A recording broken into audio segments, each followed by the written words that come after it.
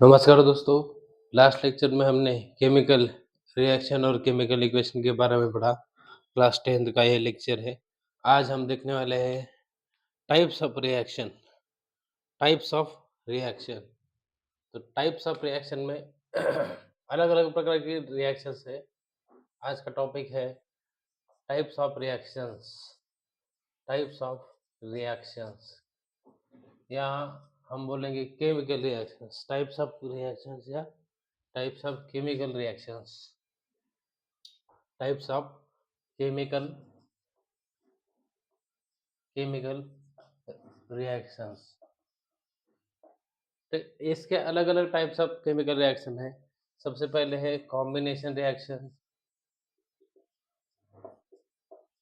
Combination reaction.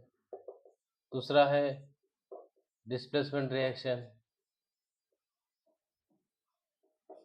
तीसरा है double displacement reaction. Double displacement reaction. उसके बाद ऑक्सीडेशन एंड रिडक्शन रिएक्शन। ये अलग अलग प्रकार के रिएक्शन के टाइप्स है, राइट। सो सबसे पहले हम आज का जो टॉपिक है हमारा वो है कॉम्बिनेशन रिएक्शन। तो कॉम्बिनेशन रिएक्शन के बारे में आज हम पढ़ने वाले हैं। तो इसमें हम देखने वाले हैं कॉम्बिनेशन रिएक्शन के अंदर होता क्या है। बेसिकली टॉपिक देखने वाले हैं कॉम्बिनेशन रिएक्शन। टॉपिक क्या है आज का? Combination reaction. Combination reaction.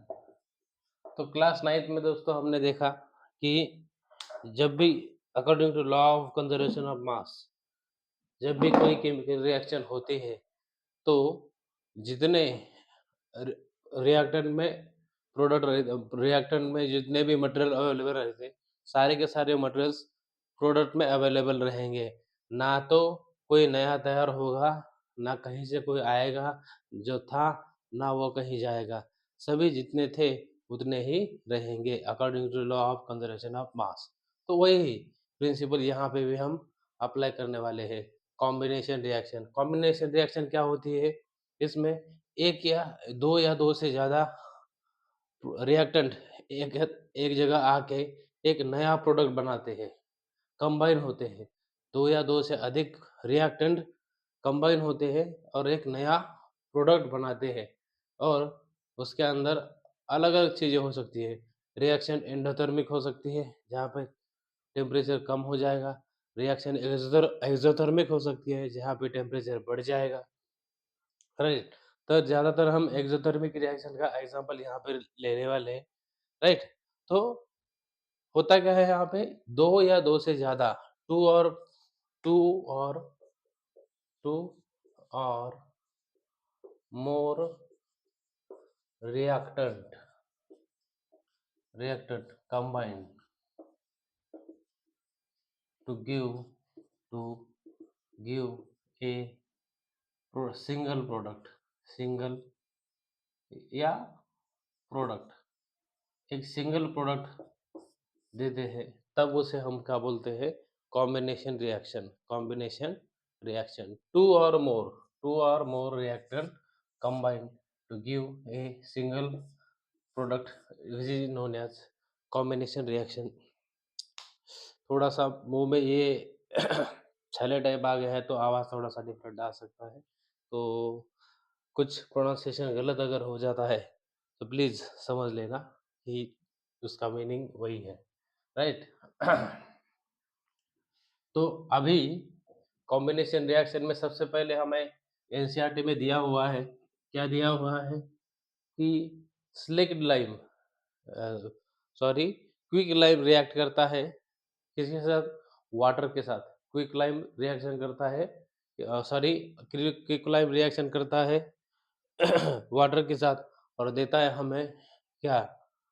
Calcium hydroxide, slaked lime. और जो बहुत ज़्यादा हीट तैयार हो जाती है। इसमें उन्होंने क्या दिया है? देखो सबसे पहले तो पहली reaction quick lime plus water. Quick lime इसे कैल्शियम ऑक्साइड भी बोलते हैं, plus water, quicklime plus water H2O, इनका रिएक्शन होने वाला है और यहाँ पे कैल्शियम हाइड्रोक्साइड बनने वाला है, CaOH टेकन ट्वाइस, राइट, और एनर्जी मिलने वाली है। ये कैसे करना है?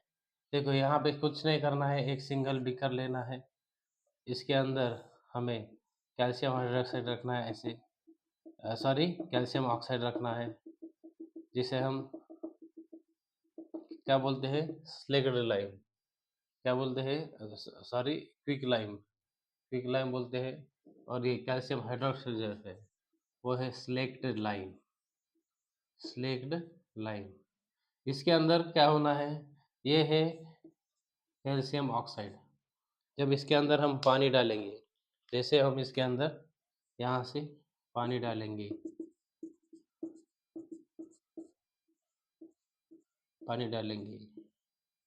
राइट, तो क्या हो जाएगा, रिएक्शन हो जाएगी और ये हो जाएगा हॉट, ये हॉट हो जाएगा और इसके अंदर एक प्रोडक्ट बनेगा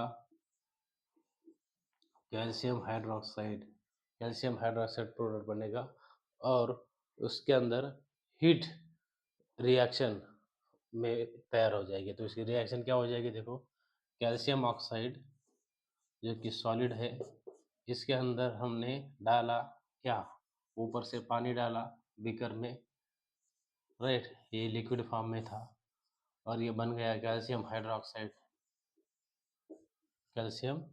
हाइड्रोक्साइड और निकली है एनर्जी,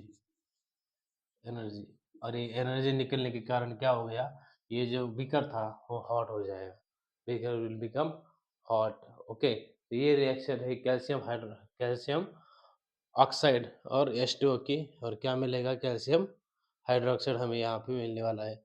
रिएक्शन को बैलेंस करना है तो आप बैलेंस कर सकते हो, यहाँ पे देखो HCaOH यहाँ पे दो है, यहाँ पे H2 दो है, तो आप क्या कर सकते हो, सबसे पहले तो मेटल ले सकते हो, O और H, इन दोनों में से OH ले लो। अगर ऑक्सीजन को आपको डबल करना है हाइड्रोजन को, तो दोनों को रिएक्शन करने की यहाँ पे वैसे ज़रूरत है ही नहीं, पूछा ही नहीं है।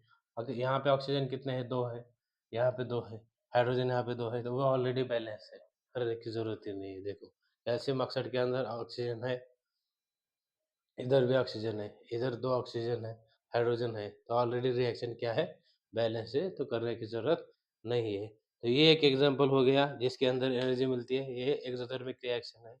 दूसरा सिंपल एग्जांपल यहाँ पे है burning of coal, burning of coal, coal की बर्निंग, सिंपल कोल की बर्निंग, कोल मतलब कार्बन जो सॉलिड फॉर्म में है, और ऑक्सीजन जो आपको पता है गैसियस फॉर्म में है, क्या देगा वो, CO2 देगा, जो गैस बनेगा, और इसके अंदर भी क्या हो जाता है, एनर्जी मिलती है। कोल को जब हम बर्न करते हैं तो क्या मिलता है, कार्बन डाइऑक्साइड तैयार होता है और एनर्जी मिलती है। तो कार्बन और ऑक्सीजन मिल गया, कॉम्बिनेशन हो गया, कार्बन डाइऑक्साइड बन गया और एनर्जी मिल गई। तो ज़्यादातर रिएक्शंस कॉम्बिनेशन रिएक्शन में ही सारी की सारी एक्सोथर्मिक रिएक्शन है। उसके बाद burning of natural gas, burning of natural gas एक एग्जांपल है इसका। नेचुरल गैस मतलब क्या, मीथेन, मीथेन जब बर्न होता है तब भी CO2 ही बनता है और वहाँ पे H2O बाहर निकलेगा in the form of gaseous state. तो burning of formation of water from H2O और O2, ये भी एक एग्जांपल है। फॉर्मेशन ऑफ वाटर वो देखते हैं पहले, या बर्निंग ऑफ नेचुरल गैस वो भी देख सकते हैं। Third reaction, formation of water from O2 and H2। देखो यहाँ पे O2 एंड H2, तो H2 प्लस O2 H2O देने वाले हैं, तो यहाँ पे H2 तो हो गया, O2 नहीं हो रहा है, 2s2 ले लो, राइट, 2s2 ले लो, ये 4 हो गए, ऑक्सीजन यहाँ पे एक ही बच रहा है, राइट, तो यहाँ पे क्या कर सकते हो, 2 ले लो, तो हो गया बैलेंस, राइट। तो हाइड्रोजन और ऑक्सीजन दोनों मिला के क्या बना रहे हैं, वाटर बना रहे हैं। ये लिक्विड है, ये गैसियस फॉर्म में है, ये भी गैसियस फॉर्म में है। तो फॉर्मेशन ऑफ क्या, water from oxygen and hydrogen in nature is also an example of combination reaction. Hydrogen और ऑक्सीजन कंबाइन होके आपको वाटर देते हैं। उसी तरह से एग्जांपल आप ले सकते हो burning of natural gas, that is CH4। CH4 जब बर्न हो जाएगा आपको, तो कैल्शियम वहाँ पे कार्बन डाइऑक्साइड मिलेगा आपको, right. Burning of methane, burning of natural gas, burning of natural gas, burning of natural gas, methane, इसको ऑक्सीजन के साथ क्या करो, रिएक्शन करवाओ इसकी, तो आपको यहाँ पे भी कार्बन डाइऑक्साइड मिलेगा, प्लस यहाँ पे मिलने वाला है आपको वाटर, ठीक है। तो इसको बैलेंस करने के लिए सिंपल आपको कुछ भी करना नहीं है। ऑक्सीजन 2O2 ले लो, यहाँ पे 2 करना है तो यहाँ पे 2 लगाओ, नहीं यहाँ पे 2 लगाओ, बस हो जाएगा। H4 यहाँ पे है, H4 यहाँ पे आ गया, बस CO2 2H2O, ये लिक्विड फॉर्म में चला जाएगा, ये गैसेस फॉर्म में चला जाएगा, और ये तो मीथेन, ये भी तो गैस ही है, राइट। तो गैस, ये मीथेन ऑक्सीजन दोनों गैस मिला के CO2 बनाएंगे, 2H2 बनाएंगे, प्लस यहाँ पे भी एनर्जी रिलीज हो जाएगी। ये भी रिएक्शन कौन सी रिएक्शन है, ये भी रिएक्शन एक्सोथर्मिक रिएक्शन है। These all reactions are exothermic. अब लास्ट में चर्चा करेंगे रेस्पिरेशन रिएक्शन। रेस्पिरेशन रिएक्शन क्या है, रेस्पिरेशन में होता क्या है, बेसिकली हम सांस लेते हैं लंग्स में, वहाँ पे ऑक्सीजन और CO2 बाकी गैसेस का एक्सचेंज होता है एल्वेली में, और फिर वो ऑक्सीजन पहुँच जाता है सेल्स में। सेल्स के आजू-बाजू में क्या रहता है, जो हम फूड खाते हैं, हम फूड खाते हैं, फूड के अंदर क्या होता है, कौन-सा फूड होता है? ज़्यादातर कार्बोहाइड्रेट्स हम खाते हैं, पोटैटो खाते हैं, है ना? फूड, ब्रेड खाते हैं, सब्जियाँ खाते हैं। तो इन सब्जियों में, पोटैटो में अ, व्हीट खाते हैं, इसमें सब ब्रेड्स खाते हैं, सब में क्या होता है? कार्बोहाइड्रेट होता है। ये कार्बोहाइड्रेट किस में कन्वर्ट हो जाता है? कंबाइन, मतलब ये कार्बोहाइड्रेट कंबाइन हो जाता है ग्लूकोज़ में, और जो सेल के अंदर जो लंग्स से ऑक्सीजन चला गया है, हार्ट लेके चला गया है जो ऑक्सीजन, वो ऑक्सीजन उस ग्लूकोज़ के साथ कंबाइन होके रिएक्शन करके वहाँ पे भी CO2 बनाएगा, वाटर बनाएगा और एनर्जी देगा, जो एटीपी, एडेनोसिन ट्राइफॉस्फेट, है ना? के अंदर सेव हो जाएगा, एटीपी के फॉर्म में सेव हो जाएगा। तो रेस्पिरेशन भी एक रिएक्शन है, जो क्या है, रेस्पिरेशन भी एक रिएक्शन है, जो एक्ज़ोथर्मिक रिएक्शन है और कॉम्बिनेशन रिएक्शन है। रेस्पिरेशन भी एक एक्ज़ोथर्मिक रिएक्शन है, और वो भी एक कॉम्बिनेशन रिएक्शन है। देखो रेस्पिरेशन,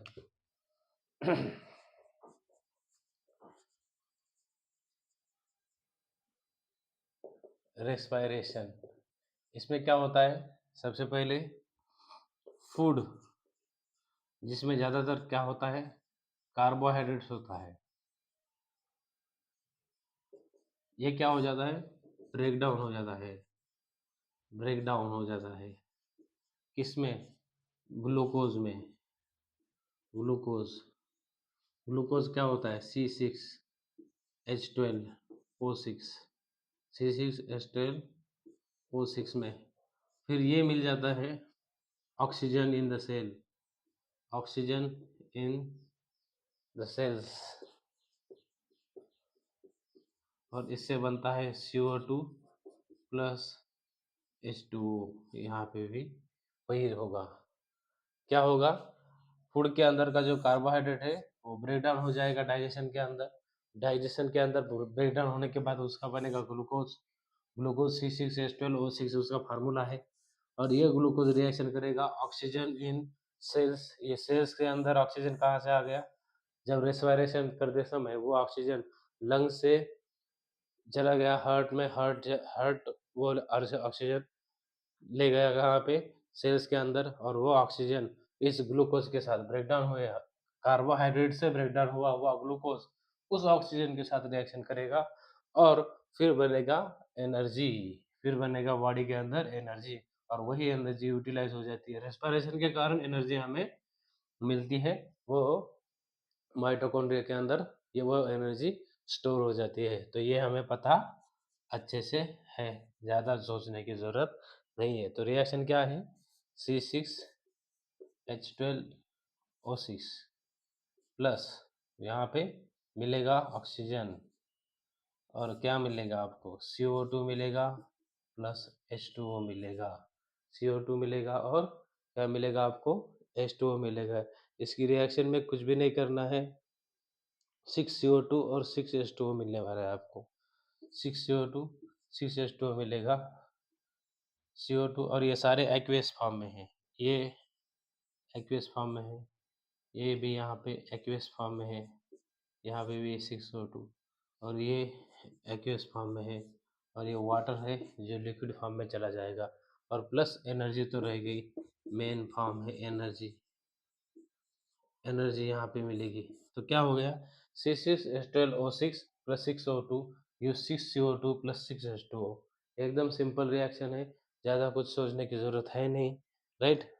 ध्यान में देना, C6H12O6 ये ग्लूकोज़ है। ग्लूकोज़ कहाँ से आया था? कार्बोहाइड्रेट जो ब्रेकडाउन हो गए थे, उससे ग्लूकोज़ बना था। ग्लूकोज़ ऑक्सीजन में साथ रिएक्शन हो गया और कार्बन डाइऑक्साइड H2O दे दिया, प्लस एनर्जी दे दी, और यही एनर्जी स्टोर हो गया अपने सेल्स में। तो ये भी एक कॉम्बिनेशन रिएक्शन का एग्ज़ाम्पल है। और कॉम्बिनेशन रिएक्शन का एग्ज़ाम्पल जो हमारा वेजिटेबल्स है, वेजिटेबल्स जब डिकम्पोज़ हो जाते हैं, तो डिकम्पोज़िशन में जब आप खाद वगैरह के इसमें कभी हाथ डालते हो, तो आपको जैसे-जैसे खाद खोदोगे आप, वेजिटेबल से बना हुआ खाद जैसे-जैसे खोदोगे, नीचे हाथ डालोगे, तो आपको एक गर्माहट महसूस हो जाएगी। वो गर्माहट क्या है? That is exothermic reaction. कभी-कभी आप में उसमें से ऐसी भाप नज़र आएगी आपको ऊपर दिखती हुई, तो वो गर्माहट है। वो कौन-सी गर्माहट है? That is exothermic reaction is being carried out there, है ना? एक्ज़ोथर्मिक रिएक्शन वहाँ पे हो रही है। मतलब decomposition of vegetables into compost is also an example of combination reaction। तो इस लेक्चर में इतना ही, बाकी बचा हुआ पार्ट हम अगली टाइप के रिएक्शन अगले लेक्चर में देखेंगे। तब तक चैनल को सब्सक्राइब करिए, सपोर्ट करिए। Thank you very much.